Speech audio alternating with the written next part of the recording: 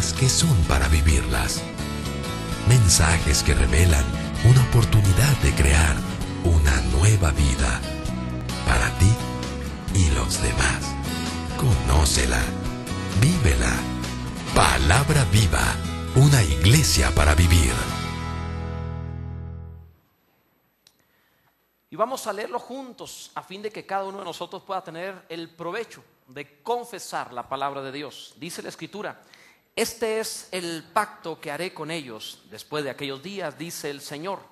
Pondré mis leyes en sus corazones y en sus mentes las escribiré.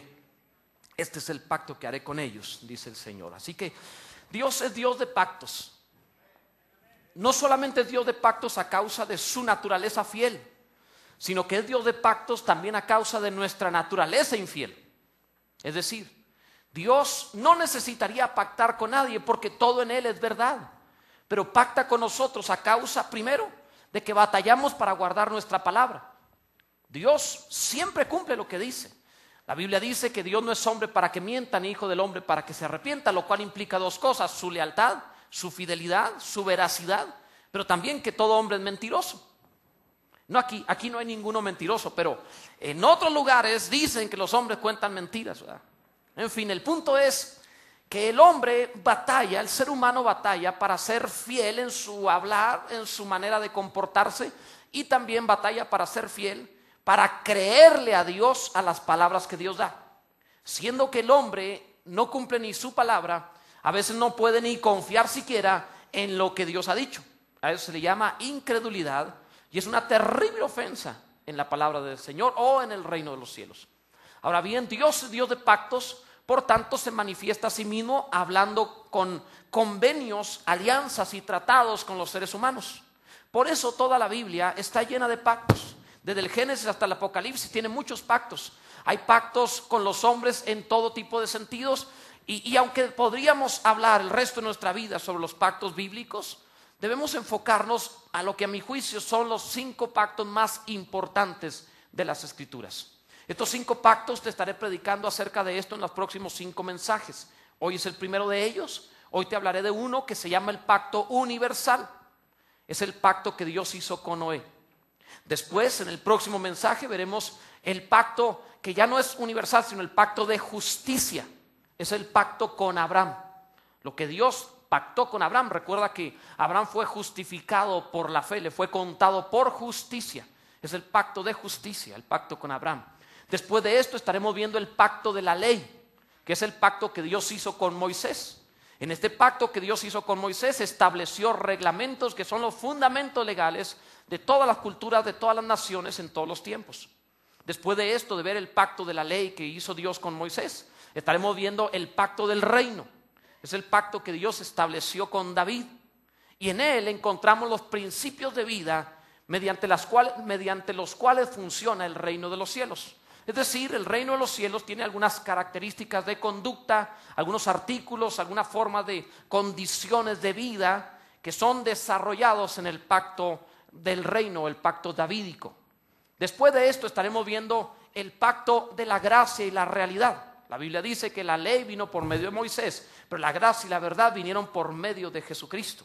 La palabra verdad en la Biblia es realidad, lo genuino, lo auténtico, lo verdadero. En este caso, el pacto de gracia y de verdad, o el pacto de gracia y de realidad, que es conocido también como el nuevo pacto, vino por medio del pacto entre Dios y su Hijo, el Señor Jesucristo. De estos 5 pactos estaremos hablando esta próxima semana. No te los pierdas, porque te van a cambiar la vida radicalmente.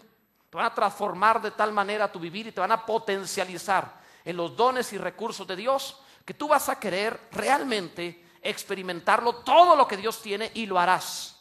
No te lo vayas a perder. Sé que algunos saldrán de vacaciones en estos días. Trata de conseguir los mensajes, porque créeme, será sumamente relevante en tu vivir. Veamos el primero de ellos, el pacto universal, el pacto de Dios con Noé. ¿Cómo funciona este pacto? ¿Qué fue lo que hizo Dios? Ve al Génesis, al capítulo 6, por favor. Génesis capítulo 6, versículo 18. Y vamos a ver el pacto que Dios hace con Noé, que es el pacto universal para toda la humanidad. Génesis capítulo 6, versículo 18. No creo que tengas problema para encontrar ese libro. Génesis, si tienes problemas para encontrar ese libro, entonces ya está grave el asunto, ¿verdad? Pero bueno, Génesis 6:18 dice: mas estableceré mi pacto contigo y entrarás en el arca tú, tus hijos, tu mujer y las mujeres de tus hijos contigo, dice Génesis 6:18. Esta es la primera mención de la palabra pacto en las Escrituras. Ahora, aprende un principio de hermenéutica, un principio de interpretación bíblica. Cada vez que se menciona una palabra por primera vez en la Biblia, establece la forma como esa palabra debe interpretarse en el resto de las Escrituras. Cada vez que tú quieras conocer acerca de un tema y cómo funciona ese tema, qué significa ese tema, vea la primera mención. Por eso Jesús solía decir: en el principio, le preguntaban, ¿es lícito dar carta de divorcio? Y decía: en el principio no fue así, porque Moisés, y empezaba a hablar del Génesis, y empezaba a hablar de Éxodo, y empezaba a hablar del principio. Es decir, se iba a los orígenes, porque es la forma de interpretar el resto de la Biblia. La primera vez que aparece la palabra pacto es aquí, Génesis 6:18. Cuando Dios establece un pacto con Noé. Así que los principios que ahí presenten en el pacto universal son fundamentales para comprender cómo funcionan las alianzas o convenios con Dios en el resto de toda la Escritura y en nuestro vivir. Por tanto, es muy relevante que pongan mucha atención. Ahora bien, esta primera palabra que se menciona aquí para pacto en hebreo es berit. Berit significa literalmente cortar, cortante. Eso significa. Se refería a cortar, rasgar, con un cuchillo cortar algo. Eso es la palabra berit en hebreo, pacto. Ahora, cuando tú ves esa palabra, se tomaba como un pacto es una alianza, un convenio, un acuerdo. ¿Cómo es posible que una palabra que significa cortar tiene que ver con una alianza? Parecen dos cosas antagónicas. ¿Cómo la palabra berit, cortar, llegó a ser pacto, alianza? Cada vez que en el pueblo antiguo, en el mundo antiguo, en los patriarcas, en tiempo de Abraham, en aquellos primeros hombres, se hacía un pacto, el pacto se hacía mediante un ritual que implicaba cortar un animal. Es decir, si dos personas iban a hacer un convenio, tenían que traer un animal para sacrificarlo. Lo cortaban a la mitad, literalmente, en dos partes. Ponían una parte a la izquierda, otra parte a la derecha. Y los que estaban haciendo el pacto, dos o más personas, tenían que pasar por en medio del sacrificio, por encima de la sangre que ellos mismos habían derramado en este pacto, en este sacrificio. Entonces, berit, cortar, cuando lo partían en dos, pasaban por en medio, implicaba que las partes que habían hecho la alianza, el convenio, el pacto, no podían quebrantar ese pacto. Pues si quebrantaban el pacto, ellos mismos serían como muertos. Ellos estaban declarando: yo soy una de las partes. Y separados estamos muertos. Nuestro pacto, nuestro convenio no puede abolirse. Pasamos por la sangre para estar unidos. Por eso desde el principio dice la palabra de Dios, por ejemplo, sobre el matrimonio, que serán una sola carne, para decir que es indisoluble. Es decir, si los separas, los matas. Tienen que pasar por en medio. Están en un pacto como de sangre, una sola carne. ¿Estamos entendiendo esto? Entonces, muy bien, para los 50 que lo están entendiendo, entonces vemos en la palabra cómo este pacto, cómo este convenio, este cortar, llegó a ser precisamente pacto. Ahora bien, esta palabra berit, lo que la palabra de Dios nos está presentando es que el pacto de Dios está fundamentado en un sacrificio. Todo pacto con Dios no está fundamentado en buenas ideas, no está fundamentado en una buena intención. No está fundamentado en que el hombre tenga alguna iniciativa para con Dios. Por ejemplo, la gente hace oraciones y que Dios en su misericordia contesta, pero limitadamente, y que no le da todo lo que podría darle, porque el hombre hace oraciones así. Le dice: Dios, si tú haces esto, yo haré tal cosa. Eso no es un pacto.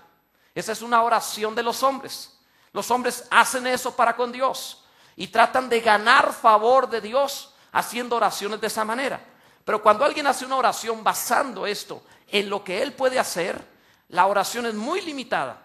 Por eso nosotros no oramos de esa forma, sino que tenemos pacto con Dios. Jesús dijo: vosotros oraréis así. Y cada vez que nos enseñaba a ir al Padre, nos decía: lo que pidas en mi nombre, yo lo haré. Ahora, ¿qué está diciendo con esto? Que cuando haces un pacto con Dios, no está basado en lo que tú haces, está basado en el sacrificio por el cual tú estás pasando. No está basado en tus obras, está basado en el sacrificio de Jesucristo.